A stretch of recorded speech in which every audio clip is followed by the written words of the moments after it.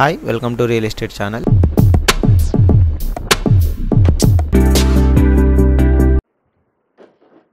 ఇంకొక మిత్రులు కోమటిరెడ్డి వెంకటరెడ్డి గారికి, ప్రింట్ అండ్ ఎలక్ట్రానిక్ మీడియా మిత్రులందరికీ మనస్ఫూర్తిగా నమస్కారం.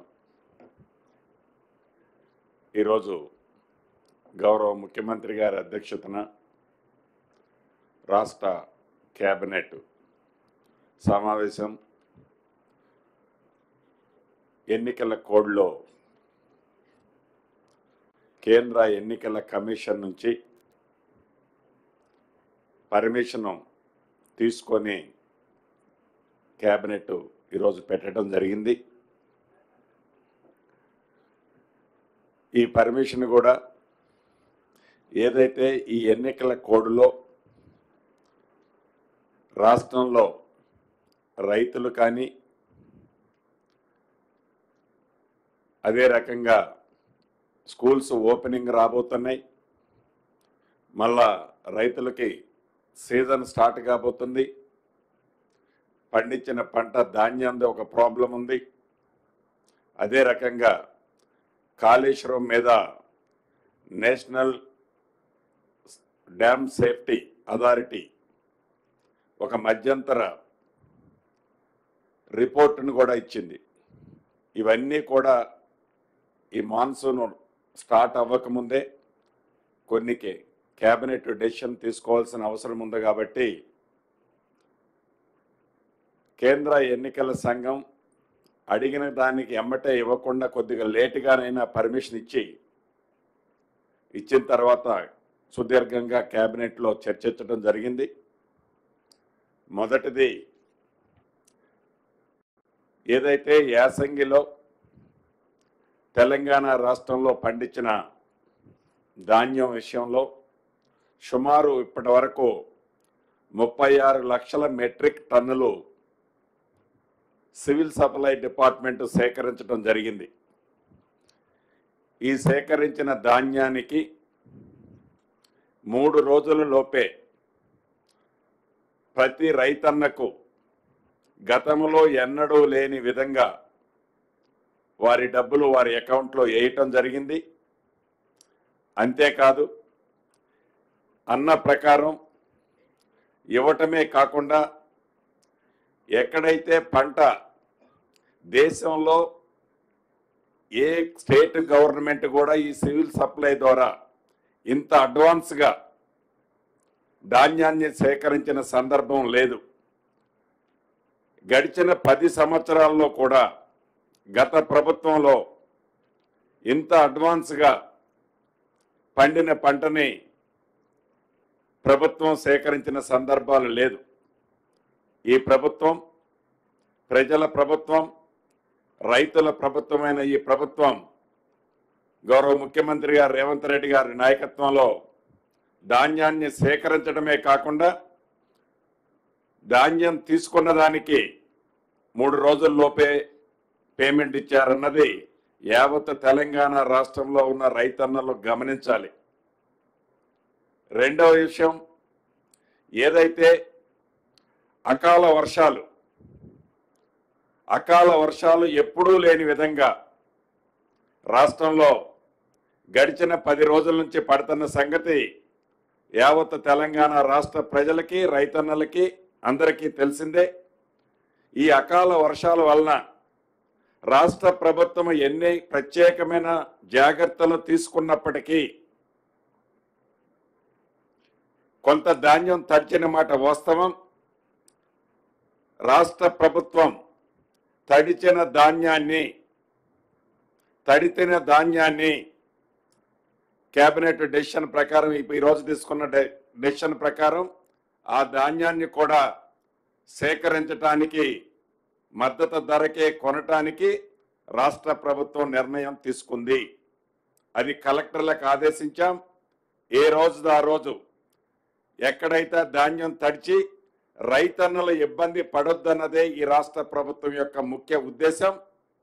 దాన్ని దృష్టిలో పెట్టుకొని గౌరవ ముఖ్యమంత్రి గారి ఆదేశాల అనుసారం ధాన్యము తడిచిన రైతన్నలు ఎవరూ కూడా ఆందోళన చెందొద్దని అలా దడిచిన ధాన్యాన్ని రాష్ట్ర ప్రభుత్వం ₹1 కూడా ఎంఎస్పీకి తగ్గకుండా కొనే బాధ్యత రాష్ట్ర ప్రభుత్వం తీసుకుంటుందని కేబినెట్ నిర్ణయం తీసుకున్నది.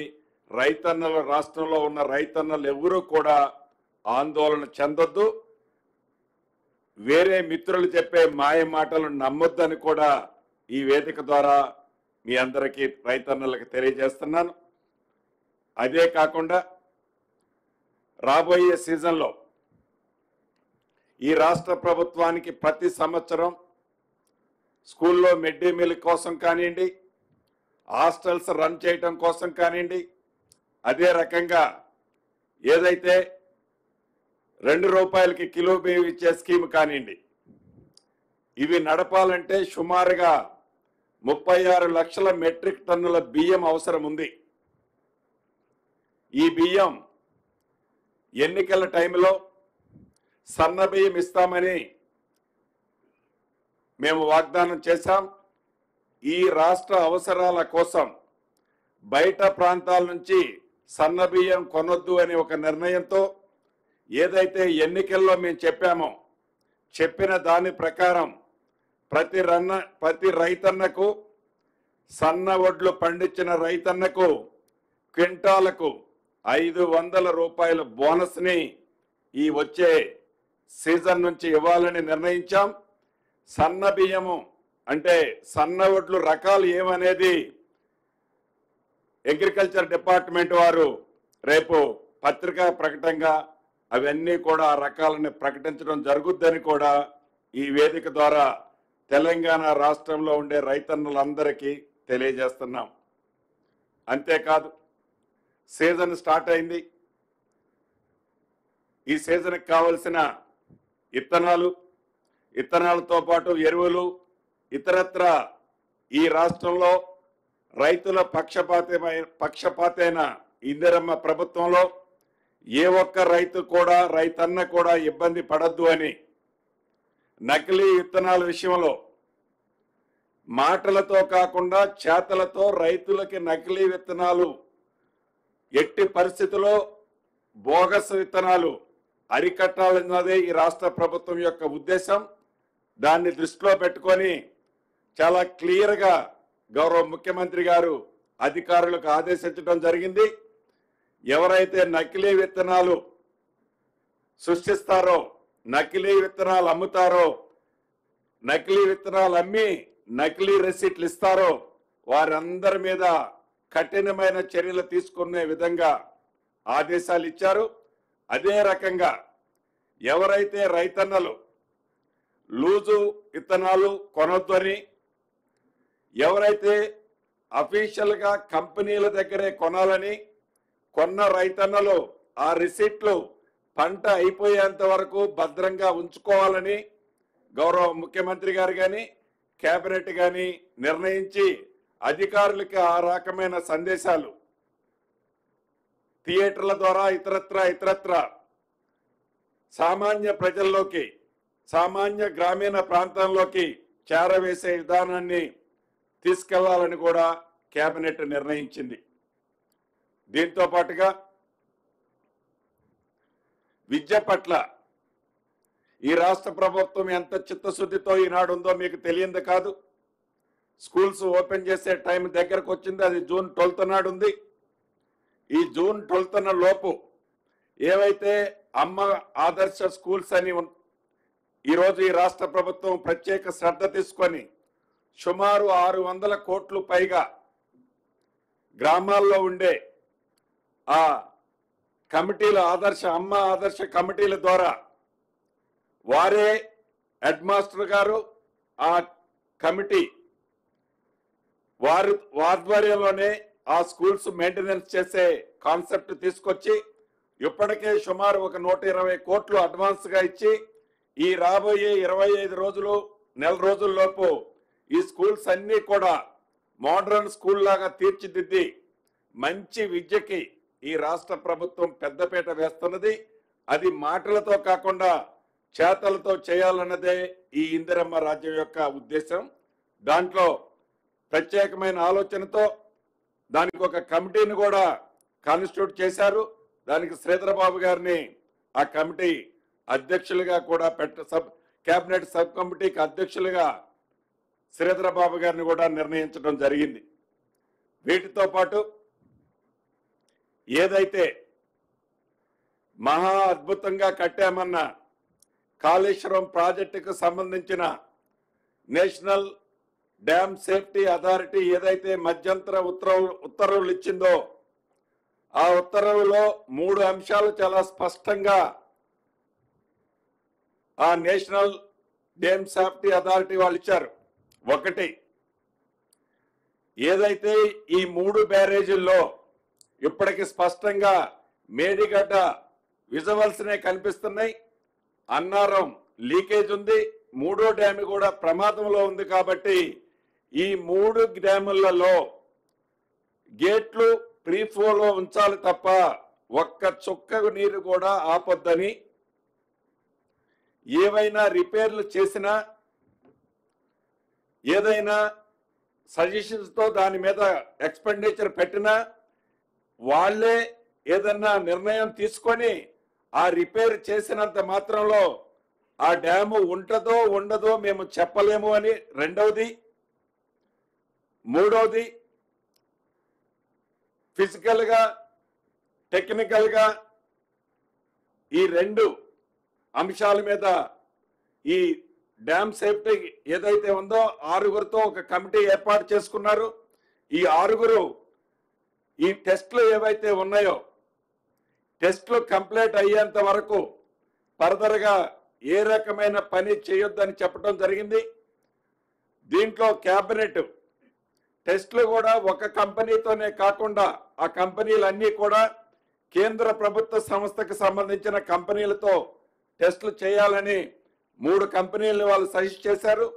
ఈ 3 కంపెనీల్లో ప్రతి డ్యాముకి 2 కంపెనీలతో అంటే 2 ఒపీనియన్లు తీసుకొని ఆ 2 ఒపీనియన్లో 3 డ్యాములకి తీసుకొని వారి సూచనల మేరకు వీటిని రిపేర్ చేయాలని కూడా కేబినెట్ ఏదైతే నేషనల్ డ్యామ్ సేఫ్టీ అథారిటీ వారు ఇచ్చిన సూచనలకు అనుగుణంగానే నడుచుకోవాలని కేబినెట్ నిర్ణయించడం జరిగింది. దీంతో పాటుగా ఏదైతే సాధ్యపడితే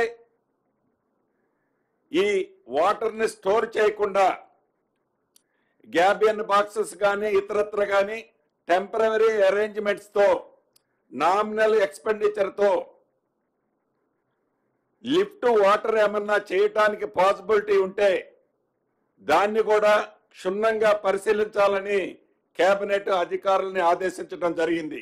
అది కూడా డ్యామ్ సేఫ్టీ అథారిటీ వాళ్ళ సూచనల మేరకు రైతులు ఇబ్బంది పడకుండా ఉండే విధంగా, రైతులకు నష్టం కలగకుండా ఉండే విధంగా ఏ మాత్రం అవకాశం ఉన్నా వారి సూచనలో సలహాల మేరకు టెంపరవరీగా నామినల్ ఎక్స్పెండిచర్తో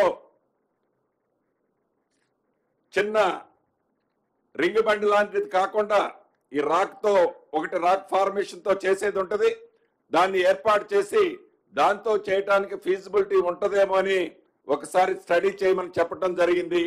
దానికి మెయిన్ ఉద్దేశం ఈ రాష్ట్ర ప్రభుత్వం గత ప్రభుత్వం ఏదైతే ఖర్చు పెట్టిందో ఆ ఖర్చు పెట్టిన డబ్బు వృధా పోకుండా ఉండే విధంగా ఏ మాత్రం అవకాశం ఉన్నా నిపుణుల సూచనల మేరకు దాన్ని టెంపరరీ అరేంజ్మెంట్స్ చేసి నీటి రైతన్నలకు ఇవ్వాలన్నదే ఈ రాష్ట్ర ప్రభుత్వం యొక్క ముఖ్య ఉద్దేశం.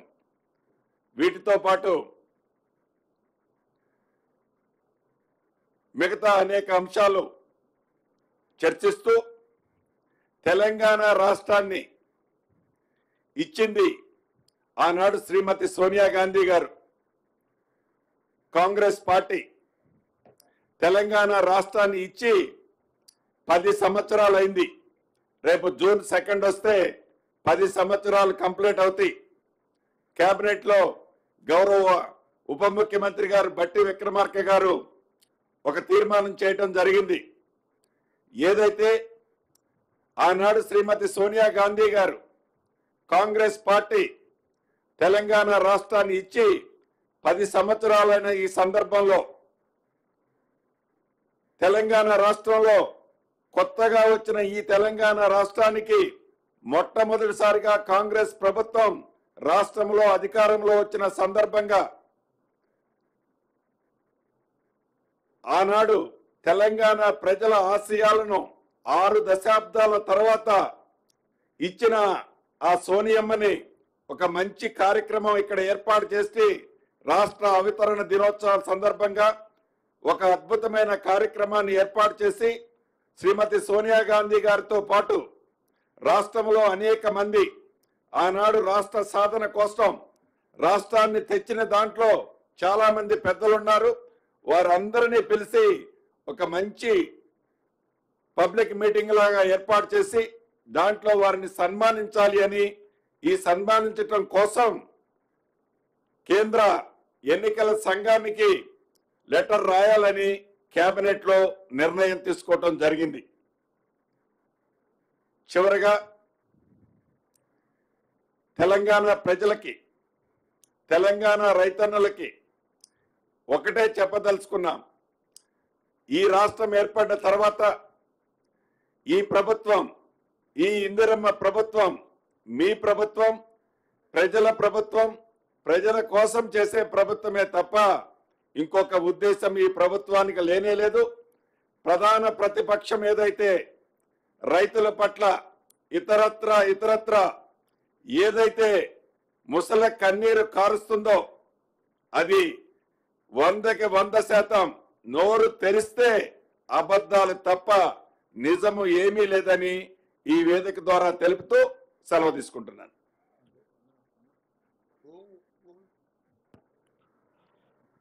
పాత్రికేయ మిత్రులందరికీ నమస్కారం.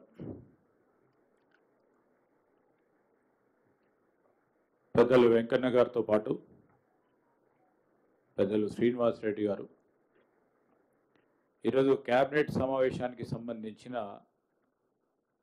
ప్రధానమైన అంశాలని మా సహచర మంత్రివర్గ సభ్యులు శ్రీనివాసరెడ్డి గారు వివరంగా తెలియజేయడం జరిగింది. మా ప్రభుత్వానికి ప్రాధాన్యతలు: 1 వ్యవసాయం, 2 విద్య, 3వది ఈరోజు మేము ప్రజలకు ఇచ్చిన వాగ్దానాలు పూర్తి స్థాయిలో పూరించాలని క్యాబినెట్లో ప్రధానంగా కేంద్ర ఎన్నికల కమిషన్ పరంగా మా అభ్యర్థన మేరకు ఇచ్చిన సారాంశాన్ని దృష్టిలో పెట్టుకొని ధాన్య సేకరణ విషయంలో ఎప్పుడు లేని విధంగా ధాన్య సేకరణకు సంబంధించి రైతులకు ఇబ్బంది లేకుండా, ధాన్య కొనుగోలు విషయంలో ఒక్క గింజ కూడా తరుగు లేకుండా రైతులకు సంబంధించి గత దశాబ్ద కాలం పాటు వారు పడిన పాటలను దృష్టిలో పెట్టుకొని ధాన్యాన్ని కొనుగోలు చేయటం, 3 రోజుల్లో వారికి పూర్తి స్థాయిలో వారికి పేమెంట్ చేయటం, దానికి తోడు ఈరోజు అకాల వర్షాలు దృష్టిలో పెట్టుకొని కూడా ఎక్కడైతే పంట చేలపైన స్టాండింగ్ క్రాప్ దెబ్బతిన్నదో స్టాండింగ్ క్రాప్ విషయంలో కూడా క్రాప్ కంపెన్సేషన్కు సంబంధించి ఎన్యూమినేషన్ చేసి ఇప్పటి వరకు జిల్లా కలెక్టర్, వ్యవసాయ అధికారులు ఎన్యూమినేట్ చేసి ప్రభుత్వానికి సమాచారాన్ని పంపించడం జరిగింది. ముఖ్యమంత్రి గారు, అదేవిధంగా వ్యవసాయ శాఖ మంత్రి గారు ఈ అకాల వర్షాల వల్ల స్టాండింగ్ క్రాప్స్ ఏవైతే దెబ్బతిన్నాయో వారికి నష్టపరిహారం ఇస్తారని ప్రజలకు తెలియజేయటం జరిగింది.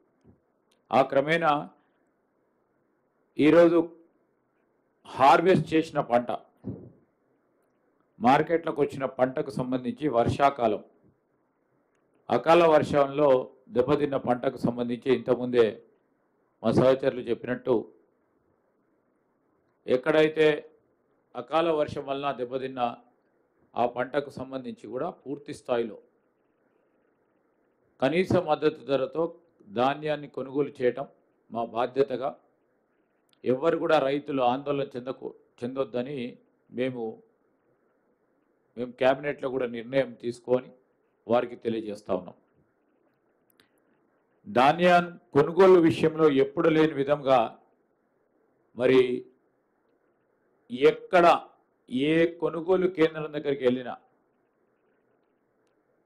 సమయం ఎక్కువ రైతులు వెయిట్ చేయకుండా కొనుగోలు కార్యక్రమాలు మొట్టమొదటిసారి అందరు రైతులు కూడా సంతోషంగా ఉన్నారు.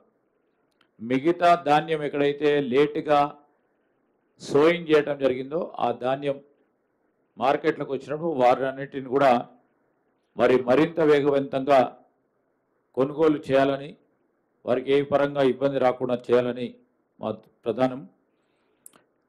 అదేవిధంగా విద్యా వ్యవస్థకు సంబంధించి రాష్ట్ర ప్రజలందరూ కూడా చూస్తూ ఉన్నారు. గత దశాబ్ద కాలం పాటు విద్యా వ్యవస్థను విస్మరించిన గత టీఆర్ఎస్ ప్రభుత్వ పరిపాలన, విద్యకు పెద్దపీట వేయాలని ఈరోజు పాఠశాల విద్య కానీ, సాంకేతిక విద్య కానీ, హయ్యర్ ఎడ్యుకేషన్కు సంబంధించిన విద్య కానీ రాబోయే కాలంలో విద్యకు సంబంధించి ఎక్కడైతే ఉపాధి కల్పించే నాణ్యత పరంగా రేపు స్కిల్కు సంబంధించిన విద్య కానీ మా ప్రధానమైన బాధ్యతగా వాటికి పెద్దగా ఇవ్వాలని ఆలోచన చేసి సుదీర్ఘంగా మొత్తం ముఖ్యమంత్రి గారితో పాటు సహచర మంత్రివర్గ పెద్దలందరూ కూడా సుదీర్ఘంగా చర్చించి మార్పు చూపెట్టాలి. గత దశాబ్ద కాలం పాటు తెలంగాణ విద్యార్థులు ఏ నష్టపోయినారో దాని నష్టాన్ని పూరించే కార్యక్రమంతో పాటు మన విద్యార్థులకి అందరికీ కూడా అన్ని విధాల ఒకటి నాణ్యమైన విద్య, క్వాలిటేటివ్ ఎడ్యుకేషన్, రెండవది ఇన్ఫ్రాస్ట్రక్చర్ విషయంలో కానీ బోధనేతర సంబంధించిన అంశాల విషయంలో విద్యకు పెద్దపీట వేయాలనే దృష్ట్యా సుదీర్ఘమైన చర్చ ప్రతి ఒక్క మంత్రివర్గ సహచరులు వారి సలహా సూచనలతో పాటు రేపు రాబోయే కాలంలో గొప్ప మానవ వనరులను తయారు చేయాలి తెలంగాణ రాష్ట్రంలో అని ఆలోచన చేసి పాఠశాల విద్యకు సంబంధించి రేపు జూన్ 12వ తారీఖు నాడు పాఠశాలలు తిరిగి ప్రారంభం కాబోతున్న సందర్భంలో మార్పు చూపెట్టాలి. 10 సంవత్సరాల కాలం లేని మార్పు చూపెట్టాలనే ఒక ఆలోచనతో ఈరోజు పాఠశాలల కమిటీకి సంబంధించి అమ్మ పాఠశాలల కమిటీలకు సంబంధించి దాదాపు 600 కోట్ల రూపాయలను రిలీజ్ చేసి పాఠశాలలకు సంబంధించిన మౌలిక సదుపాయాలు, టాయిలెట్స్ ఏర్పాటుతో పాటు అన్ని హంగులాలతో ఆ పాఠశాలలు కనపడాలని, ఉండాలని, ప్రైవేట్ పాఠశాలల కంటే ధీటుగా ప్రభుత్వ పాఠశాలలు ఉండాలనే ఒక ఆలోచనతో గొప్ప కార్యక్రమాన్ని మొదలుపెట్టి ఈ అమ్మ పాఠశాలల కమిటీకి సంబంధించి ఆ నిర్వహణ కూడా అక్కడ ఉన్న ఒక తల్లి మహిళల గ్రూపులకు సంబంధించిన వారితోనే ఈ పనులన్నీ చేపట్టాలని ఆలోచన చేసి కార్యాచరణ మొదలు కావటం జరిగింది. ఎన్నికల కంటే ముందే ఈ పాలసీ నిర్ణయం తీసుకోవటం వల్ల దానికి సంబంధించి ఎన్నికలు మొదలైన తర్వాత కార్యాచరణ మొదలై పూర్తి స్థాయిలో రేపు 12వ తారీఖు వరకు మెజారిటీ పాఠశాలలకు సంబంధించి ఇన్ఫ్రాస్ట్రక్చర్ ఇంకా మెరుగైన రీతిలో ఒక మార్పు చూపెట్టే కార్యక్రమం ఈ రాష్ట్ర ప్రజలకు, రాష్ట్ర విద్యార్థులకు చూపెడతామని మేము ఈ కేబినెట్లో పెద్ద ఎత్తున చర్చ జరగడం జరిగింది. ఇంతకుముందు మరొక ప్రధానమైన అంశం నేషనల్ డ్యామ్ సేఫ్టీ అథారిటీకి సంబంధించి 2019లోనే ఈ డ్యామ్కు మేడిగడ్డ బ్యారేజీకి సంబంధించిన అంశాల విషయంలో వైఫల్యాలు ఆ రోజు నుంచే మొదలైనవి. తగు విధమైన చర్య తీసుకోకపోవటం వల్ల ఈరోజు బ్యారేజ్కు సంబంధించిన పిల్లలు కుంగిపోయినాయని ఈ డ్యామ్ సేఫ్టీ అథారిటీ వాళ్ళు ఇంటరిమ్ రిపోర్ట్ ఇవ్వటం జరిగింది. దానికి తోడు నీటిని పూర్తి స్థాయిలో వదిలేయాలని,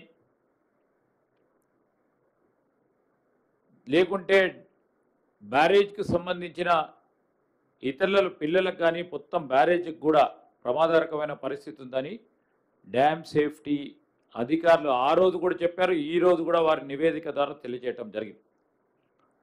మూడో అంశం ఇంతకుముందే శ్రీనివాసరెడ్డి గారు చెప్పినట్టు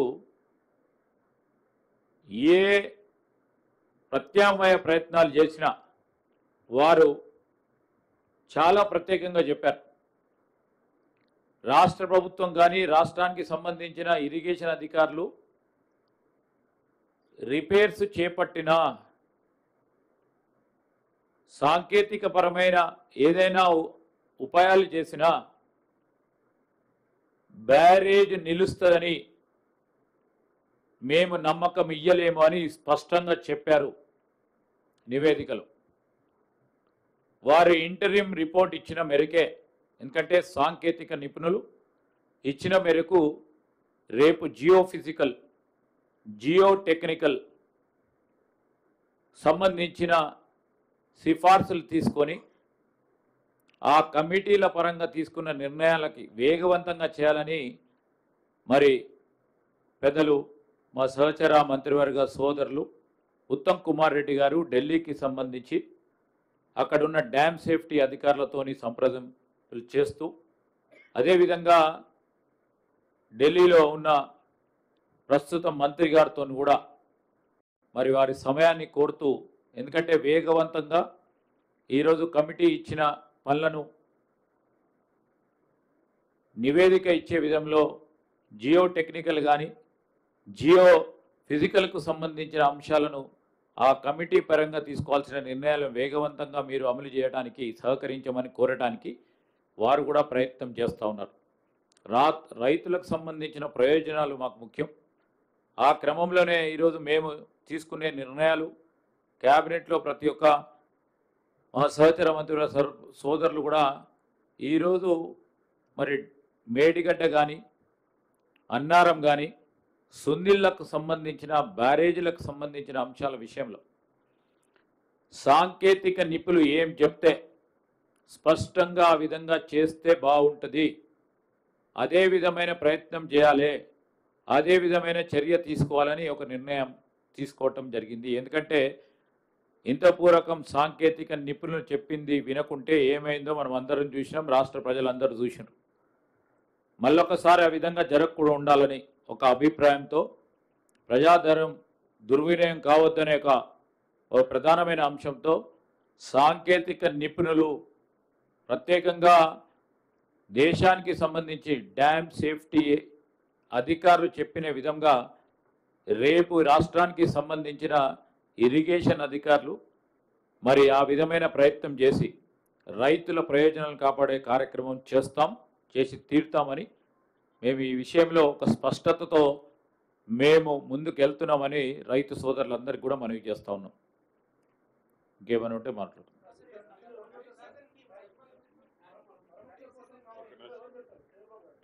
వెంకన్న మాట్లాడతారు, మాట్లాడమని.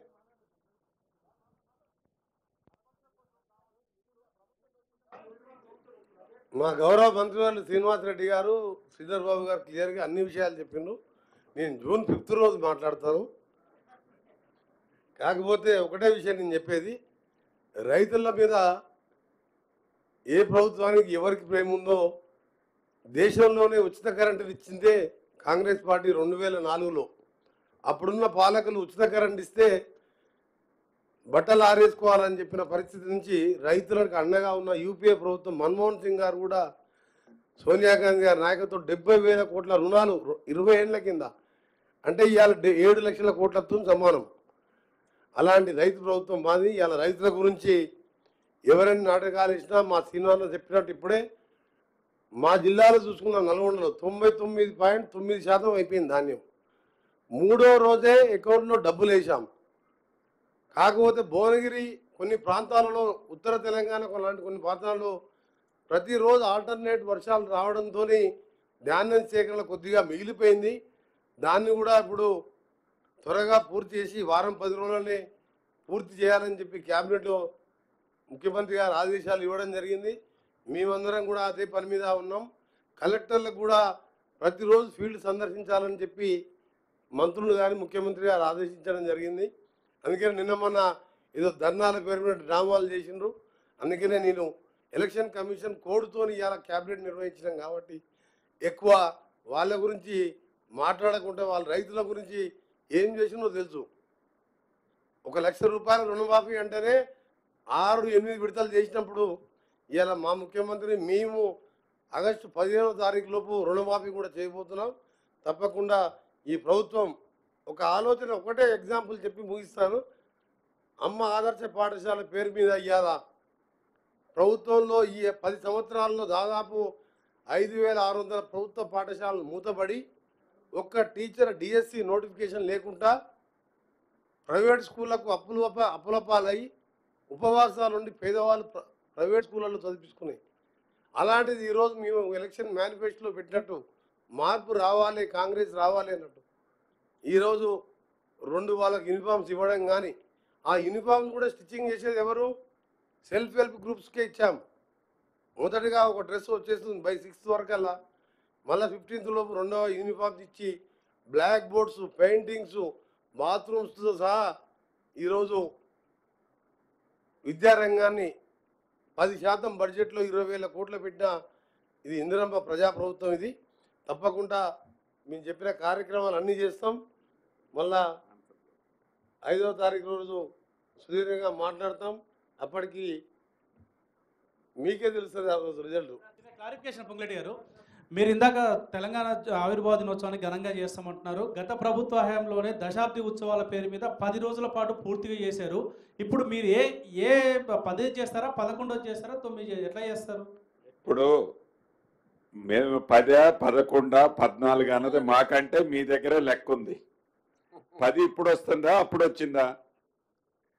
రాష్ట్రాన్ని తెచ్చింది కూడా అదే స్టైల్లో, నేను తెచ్చిందని చెప్పిన స్టైల్ అదే, 10 చేసిన స్టైల్ కూడా అదే.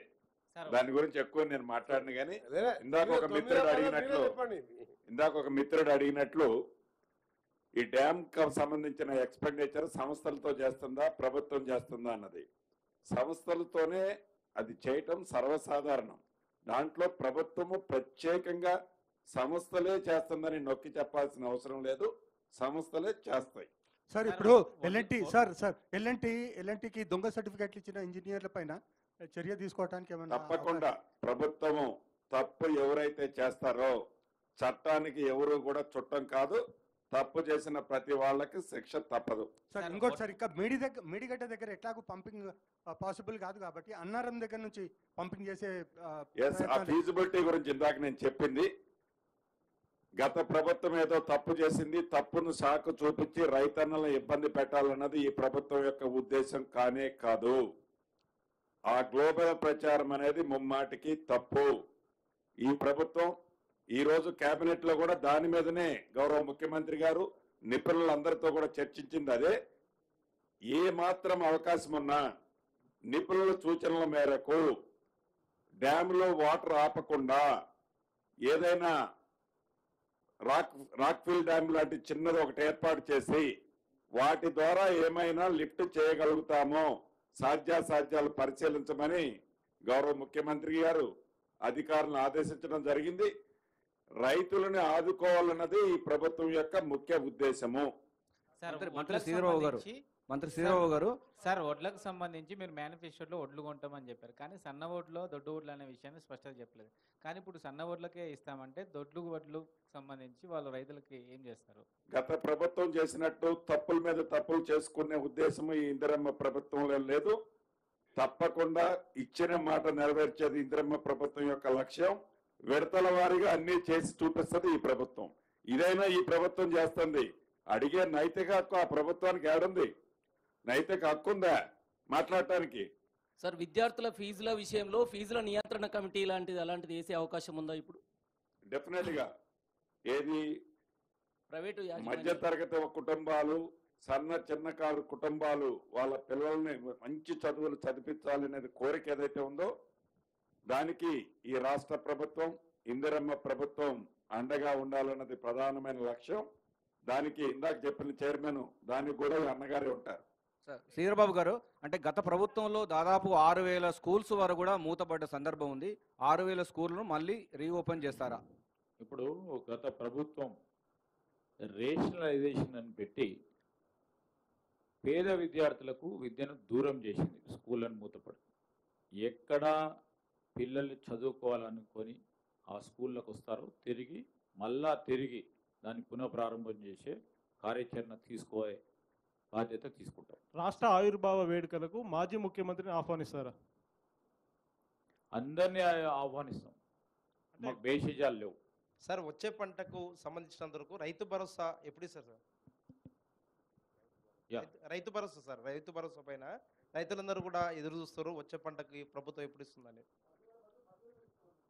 ఏమండి 10,000 బదులు 15,000 రూపాయలు ఇస్తామని చెప్పారు కదా సార్.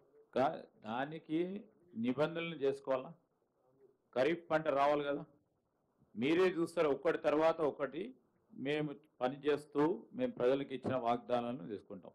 రైతు భరోసాతో పాటు ఇంకా అనేక మేనిఫెస్టోలో పెట్టిన అనేక అంశాలు ఉన్నాయి. తప్పకుండా ఒకటి తర్వాత ఒకటి కార్యాచరణలో పెడతాం, అమలు చేస్తాం.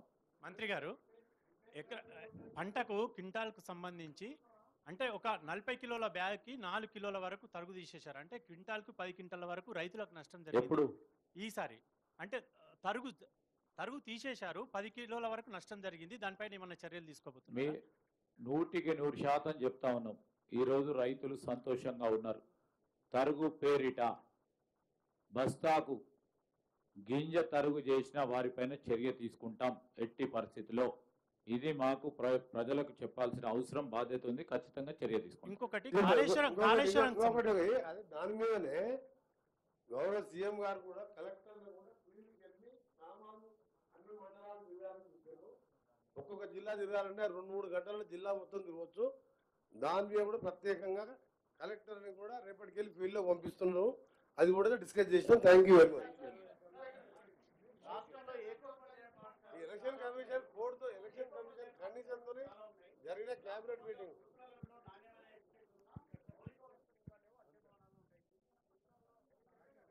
పైన చెప్పాం కదా, క్వాలిటేటివ్ అండ్ క్వాంటిటేటివ్ ఎడ్యుకేషన్